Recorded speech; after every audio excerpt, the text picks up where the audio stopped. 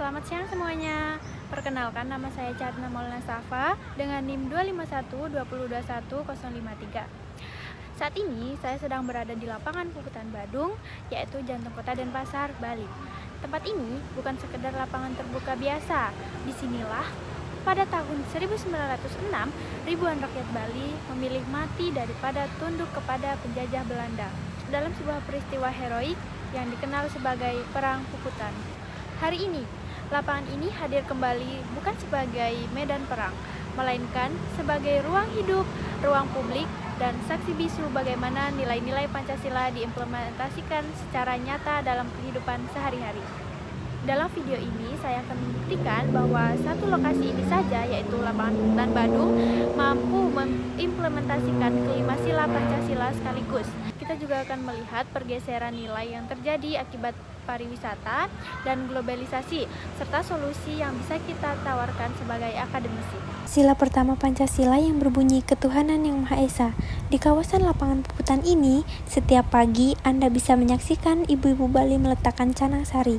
Ini adalah ekspresi paling tulus dari sila pertama, keyakinan kepada Tuhan yang diwujudkan dalam tindakan nyata setiap harinya, bukan hanya di hari raya saja. Lebih dari itu, kawasan ini adalah ruang yang inklusif secara spiritual. Di sekitar lapangan, masjid dan gereja berdiri tidak jauh dari pura. Inilah gambaran ideal sila pertama, bukan satu agama mendominasi, tetapi semua keyakinan hidup berdampingan dalam harmoni. Sila kedua Pancasila yang berbunyi kemanusiaan yang adil dan beradab. Monumen yang berdiri megah di tengah lapangan ini adalah bentuk penghargaan tertinggi atas nilai kemanusiaan. Peristiwa Puputan mengajarkan kita bahwa setiap manusia memiliki martabat yang tidak boleh diinjak-injak. Para pejuang Puputan terdiri dari berbagai kasta dan lapisan masyarakat. Tidak ada yang dianggap lebih berharga dari yang lain. Semua rela berkorban bersama. Itulah kemanusiaan yang adil dan beradab yang sesungguhnya, yaitu menempatkan manusia setara di hadapan nilai yang lebih tinggi dari jabatan dan harta. Sila ketiga Pancasila yang berbunyi Persatuan Indonesia. Lapangan Puputan adalah simbol persatuan yang paling kuat di Denpasar. Nama Puputan sendiri berasal dari kata puput dalam bahasa Bali yang berarti habis atau tuntas. Hingga hari ini, lapangan ini terus dirawat. Setiap peringatan Hari Kemerdekaan, Hari Pahlawan, atau Festival Budaya Bali, lapangan ini selalu menjadi titik kumpul warga Denpasar dari berbagai latar belakang suku, agama, dan usia.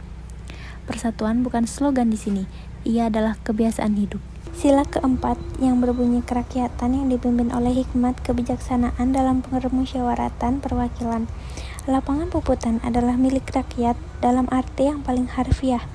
Disinilah warga berdiskusi, bertukar informasi, bahkan membahas isu-isu komunitas secara informal. Lapangan ini adalah forum rakyat yang sesungguhnya. Dan yang terakhir, perhatikan area bermain anak-anak di sudut lapangan ini. Gratis untuk semua, anak dari keluarga kaya maupun keluarga sederhana bermain bersama di tempat yang sama dengan hak yang sama. Inilah keadilan sosial yang paling mudah kita lihat. Akses yang setara terhadap ruang publik berkualitas, tidak perlu membayar, tidak perlu punya koneksi.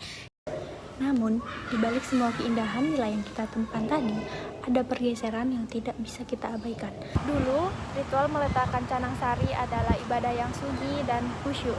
Namun kini, tindakan yang sama sering menjadi objek foto bagi wisatawan tanpa meminta izin. Spiritualitas yang sakral perlahan berubah menjadi tontonan. Sebuah pergeseran halus yang mengikis kedalaman sila pertama.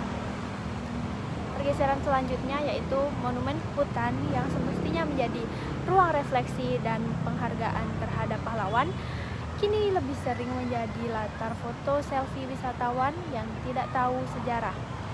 Tidak ada yang salah dengan berfoto, tapi ketika makna digantikan oleh estetika, nilai kemanusiaan dan persatuan yang terkandung di dalam pun terkikis.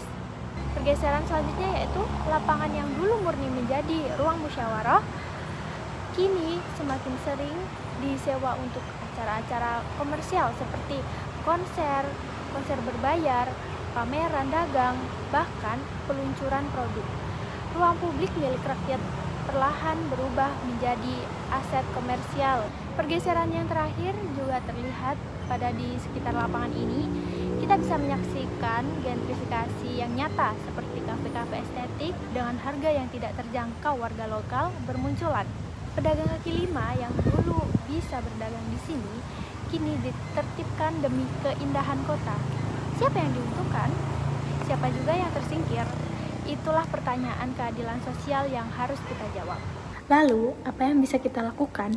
Berikut 4 solusi konkret yang dapat ditawarkan dari perspektif akademis. Yang pertama, jadikan lapangan puputan sebagai kelas sejarah outdoor yang terstruktur, bukan sekedar kunjungan, tapi ada narasi, papan informasi interaktif, dan juga pemandu yang terlatih. Sehingga monumen ini kembali menjadi ruang pembelajaran nilai, bukan sekedar latar foto. Yang kedua, dorong Pemkot dan pasar untuk membuat regulasi yang membatasi konversilasi ruang publik.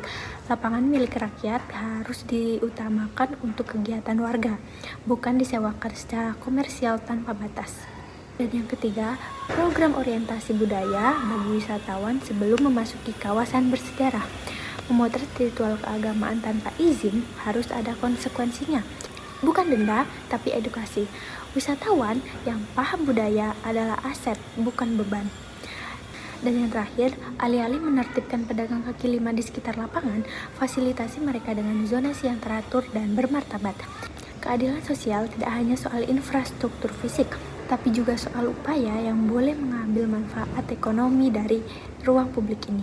Demikian video tugas Pancasila dari saya, Syarna Maulana Safa.